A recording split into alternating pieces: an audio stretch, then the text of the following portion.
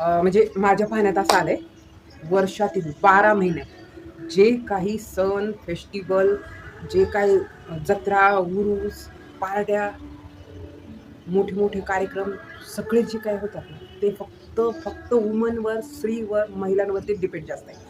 कोणताही सण येईल, घर साफ-सफाई, शॉपिंग, सगळं तिने क्लीन करण्याकडं, सगळ्या गोष्टी, ग्रोसरी भरणं, सगळ्यांचं येणं-जाणं पाहणं सगळं स्त्रीचंच.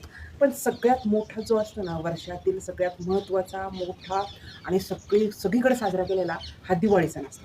आणि ह्याच दिवाळी सणात आपण काय करतो, सगळी साफसफाई, क्लीन भांडे, क्लीन रॅक, किराणा भरणं, छानपैकी सगळं भाजणी चालू करणं. ह्या तयारीमध्ये मुलांकडे लक्ष देतात, त्यांच्या एक्झाम, घरच्यांकडे जे काही येतात पाहुणे, त्यांचं चहा-पाणी, ह्याच्याकडे सगळ्याकडे पाहता फक्त एक गोष्ट मिस होती.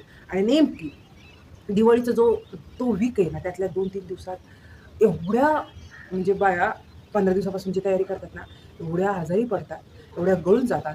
बिचाऱ्यांना साधं स्वतःसाठी क्लीनअप, फेशियल, हेअर स्पा करायला सुद्धा मूड अजिबात राहत नाही. आणि त्यांनी काय होतं, दिवाळी सगळीकडे छानपैकी फटाकडे ते होतात. सगळीकडे छान उत्साह, जल्लोष असतं. पण जी मेन घरातली महिला असते ना, ती बिचारी थोडी डल, गळून गेलेली, थोडीशी शरीरामध्ये कणकणी असलेली. म्हणजे सगळं छान करते. डबे, गच्च, हुसतं सगळं फराळ पण करते. पण विकनेसपणा तिला जाणवतो. आणि ह्या दिवाळीला असं होऊ नये म्हणून तुम्ही आत्ताच स्वतःकडं थोडं लक्ष द्या. आणि ही दिवाळी जशी चमचमती होती ना सगळ्यांची, तशी स्वतःच्या शरीराची, स्वतःची बॉडीची पण खूप छान झाली पाहिजे. म्हणजे माझं तरी असं टार्गेट आहे, जे काही माझ्याकडे येतात ना, त्यांनी खूप आनंदी होऊन माझ्याकडे यावं, स्वतःकडे पण लक्ष द्यावं आणि स्वतःच्या फॅमिली पण साठी खूप छान वेळ काढावा. तर त्यासाठी काय करायचं, खूप सारं जास्त करायचं नाही. थोड्या थोड्या गोष्टी करा. जसं की तुम्हाला आत्तापासून तुम्ही तयारी करताय दिवाळीची ना, तर काय करा, आत्ता तुम्ही काय करत असाल, दळणाची तयारी, घर साफसफाई ना, तर त्यावेळेस काय करा, आज जास्त नाही जमलं, एकच कोपरा करा. उद्या एक कोपरा करा. असं एक कोपऱ्याने तुम्हाला जास्त स्ट्रेस नाही होणार आणि तुमच्याकडे एनर्जी वाचून राहील. आणि जी सेव्ह झालेली एनर्जी ती काय करा, 10-15 मिनटं थोडं रिलॅक्स होतं. आपल्याला वाटतंय का थकल्यासारखं, थोडा आराम घ्या. वाटतंय का थोडं झोपण्याची गरज आहे, थोडंसं रिलॅक्स थांबा.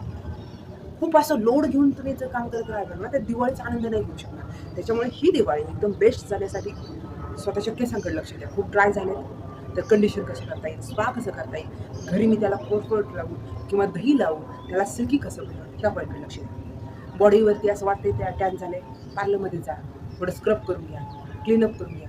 अशा छोट्या गोष्टी जरी तुम्हाला पार्लरमध्ये नाही टाईम भेटला, घरी करा, स्क्रब करा. थोडंसं दुपारच्या वेळेस थोडंसं आंघोळीला टाईम द्या. थोडं थंड पाण्याने आंघोळ करून बॉडीचं मॉइश्चर कसं राहील, त्याने सगळं कसं रिमूव्ह होईल, ह्या पॉईंटकडे लक्ष द्या. घर तर क्लीन करणारच आहे तुम्ही, मला माहिती आहे 101% माहिती आहे की तुम्ही खूप खास घर चमकवणार आहे. पण स्वतःला डाऊन गळून जाऊन देऊ नका. खूप छान एनर्जी राहून द्या. दिवाळीच्या दिवशी खूप जसं लक्ष्मीपूजनाच्या दिवशी आपण लक्ष्मीच्या आगमनाची तयारी करून खूप तयारी करतो ना, तसं स्वतःच्या बॉडीला पण खास मस्त ठेवा.